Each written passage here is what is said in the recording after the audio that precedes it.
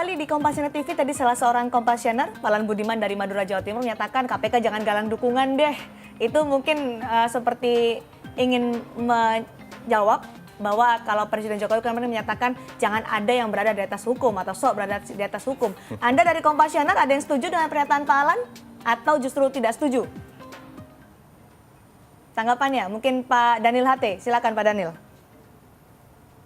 Kira itu bukan menggalang kekuatan, itu kan spontanitas seperti waktu kasus novel Baswedan. Itu kan spontanitas waktu begitu, hanya kira-kira 1 jam begitu berita mengenai penangkapan Pak Bambang Wijoyanto tersiar di media sosial, itu langsung di Twitter itu ramai sekali.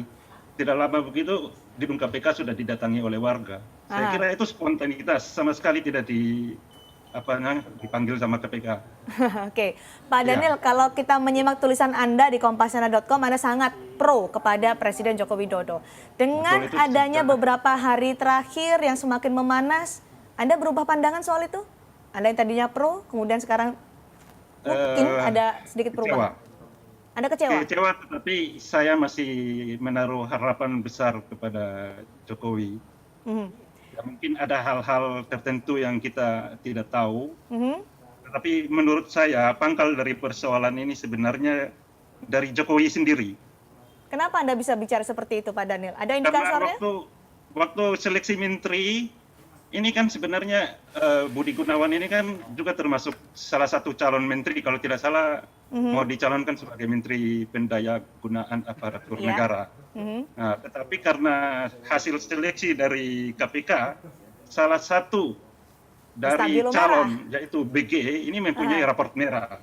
Oke. Waktu itu Abraham Samad kan sudah kasih tahu, sudah rekomendasi, sudah wanti-wanti pada Jokowi. Mereka yang mempunyai catatan merah, raport merah, jangan dipilih. Karena cepat atau lambat mereka akan menjadi tersangka. Nah, saya terus terang sangat kaget waktu Jokowi menyatakan BG ini sebagai calon tunggal. Baik, baik Pak Daniel. Kekecewaan mendukung Jokowi. Sebenarnya apa? Seandainya dulu waktu awal sudah langsung dibatalkan, kan masalahnya tidak seperti ini. Bahkan sampai sudah ditetapkan sebagai tersangka pun, Jokowi seharusnya sudah menarik surat dari surat yang dikirim ke DPR. Baik, terima kasih. Diproses terus. Terima kasih Pak Daniel.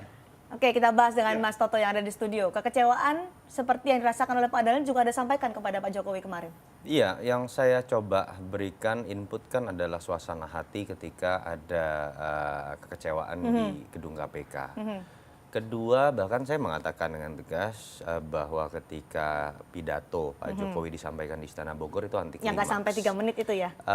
Bukan masalah pendek, tapi kemudian ujung ke ujungnya tidak memiliki makna. Saya pribadi mengatakan seperti itu ya, karena yang dibutuhkan saat itu kepada Pak Jokowi adalah sebagai kepala pemerintah, sebagai kepala negara, betul beliau harus memastikan tidak ada gesekan. Itu sudah betul himbauan. Tapi sebagai kepala pemerintahan yang membawahi Polri, seharusnya ada hal-hal yang secara instruktif itu bisa dilakukan. Dan dulu itu pernah kasarnya ditodong juga kepada Pak SBY ketika kasus cicak dan buaya. Dan jawaban pada saat di Istana Bogor menurut sebagian kalangan itu bahkan lebih mengambang. Nah, tetapi ada perkembangan ketika kita melihat ada tim independen dibentuk.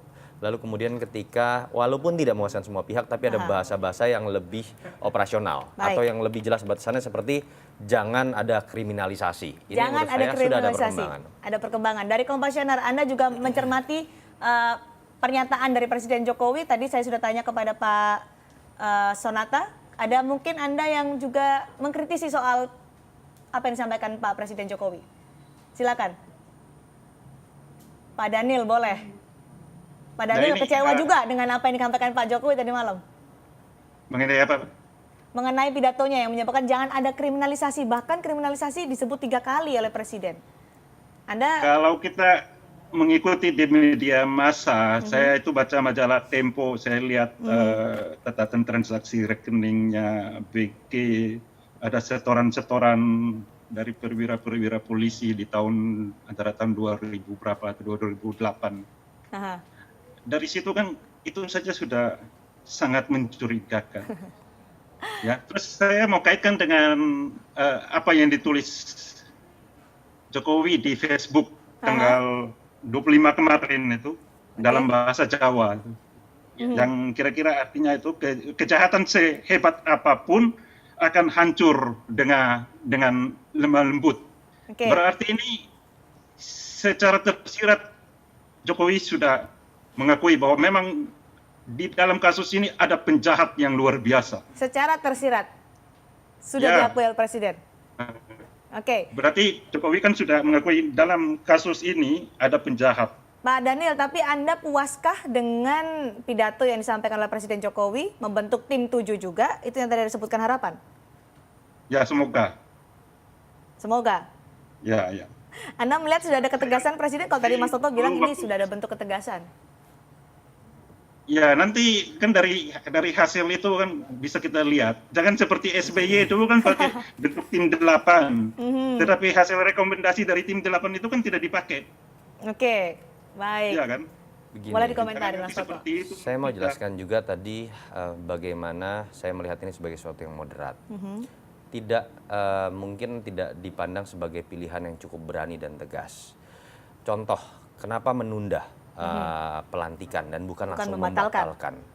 Mungkin ekspektasi publik dan libido ketika orang ingin menunggu jawaban yang tegas itu akan terpuaskan ketika ada jawaban saya batalkan. Tapi coba dipikir dalam konteks tata negara dan sistem dan secara taktis. Ketika dibatalkan, Presiden tetap setelah itu harus kemudian memulai proses pencalonan Kapolri dari nol. Awal. Tetapi harus diingat juga, bukan masalah buat saya, tetapi akan jadi masalah buat Presiden ketika kita ketahui proses pencalonan Kapolri itu harus dilempar lagi kepada DPR.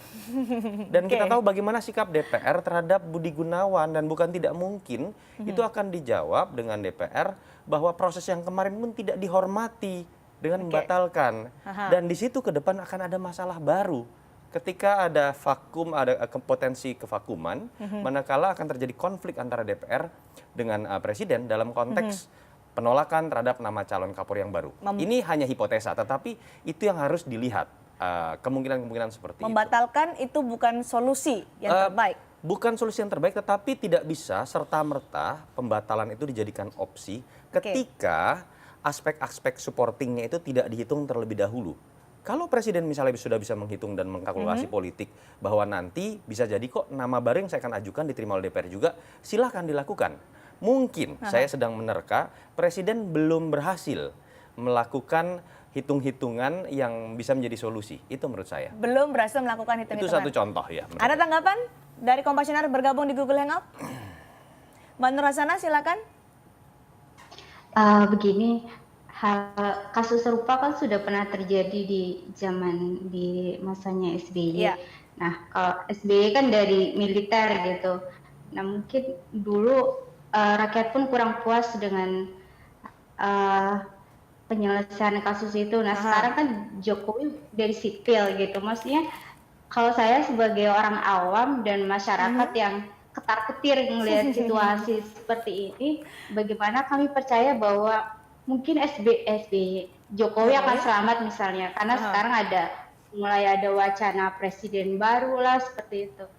Nah, apa yang bisa menenangkan hati rakyat gitu sebagai pendukung Mbak Jokowi? Nur, dengan pembentukan tim 7 ada cukup tenang atau masih mempertanyakan juga kredibilitasnya kalau Anda? Cukup tenang sih, cuman akhirnya orang-orang di tim 7 itu apakah akhirnya bakal lebih mendukung rakyat atau jadi gitu? Anda mempertanyakan ya? Mungkin ada yang justru mempertanyakan atau mendukung dengan tim 7 ini, silakan. Pak Tamrin Sonata. Iya, soal mendukung iyalah, itu mungkin salah satu solusi. Seperti tadi Mas Yunarto, artinya di sini bahwa kita kayaknya masih harus wait and see ya Mas ya.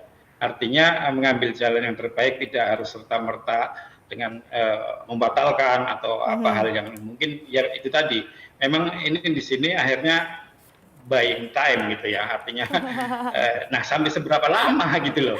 Pak Sonata pengennya juga Mas Yanta. Pak Sonata pengennya seperti apa sih presiden kita ini? Ya artinya begini loh, sekarang saya seperti saya katakan tadi, dalam 100 hari pertama saja kita sudah jadi tahu, oh ini presidennya kok jadi artinya kedodoran mungkin bahasanya ya. Meskipun tadi Bung Daniel saya membaca itu yang bahwa apapun nanti akan kalah dengan kebijaksanaan yang tadi dari bahasa Jawa itu. Tetapi artinya sekaligus itu memperlihatkan bahwa Jokowi itu mengakui bahwa dia posisinya seperti yang sekarang paling tidak dikesankan oleh masyarakat luas gitu loh. Baik, Mas Dinarto, kedodoran presiden kita. Ya begini, Jokowi memang berhadapan dengan ekspektasi publik yang sangat besar. Menurut saya ini kan pemilu dengan energi yang paling besar sepanjang sejarah. Luar biasa benar. Bukan hanya terpilihnya seorang presiden, tapi betul-betul pemilunya secara kualitatif teruji karena masyarakat memang ikut serta. Ya. Ini demokrasi partisipasi, bukan lagi demokrasi elitis. Dan Jokowi juga selama ini di wali kota Solo dan Gubernur DKI memang Jakarta memiliki diferensiasi yang berbeda kebetulan dengan apa yang ditampakkan sekarang. Dulu baik-baik saja dengan hanya 16% Sangat kekuatan berbeda, DPRD. dari Jokowi yang sebagai wali kota Solo, Gubernur DKI Jakarta, dan Presiden. Pertanyaannya Seberapa kan jauh adalah perbedaannya? apakah Jokowi yang berubah ataukah situasinya yang memang lebih besar untuk dihadapi. Saya harus mengatakan ada beberapa bahasa simbolik kok yang sudah ditunjukkan Pak Jokowi. Pertama misalnya, Ya. kompromi tetap dilakukan pada saat kabinet. Tapi kita kemudian memuji beliau ketika mengikut sertakan KPK, PPATK. Lalu kemudian ketika misalnya kita juga melihat dalam proses BG ini, kita kecewa luar biasa karena standar yang digunakan pada saat kabinet ternyata dilanggar sendiri. Oke. Tetapi ketika kemudian Jokowi terjebak, minimal beliau tidak serta-merta melawan keinginan publik dan mendengarkan walaupun dengan keputusan moderat tadi.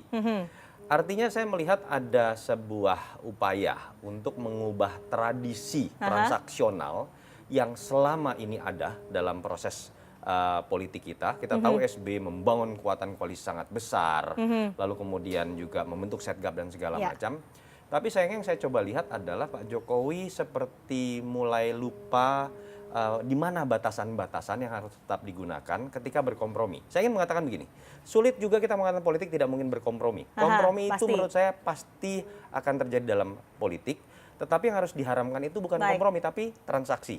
Nah, disitulah kemudian Jokowi harus membuat batasan-batasan yang membuat kompromi ini tetap terlihat rasional. Kompromi. Sayangnya pada saat BG, Aha. bukan dalam konteks pengambilan keputusan untuk menunda, tapi pada saat awal pencalonan Baik. tunggal, disitulah Jokowi menurut saya gagal membuat batasan. Saya setuju dengan Pak Daniel. Dengan membuat batasan, kompromi, apakah ini artinya presiden kita tersandera politik? Dalam hal ini adalah partai pendukungnya. Kami akan kembali usai jeda di Kompasiana TV.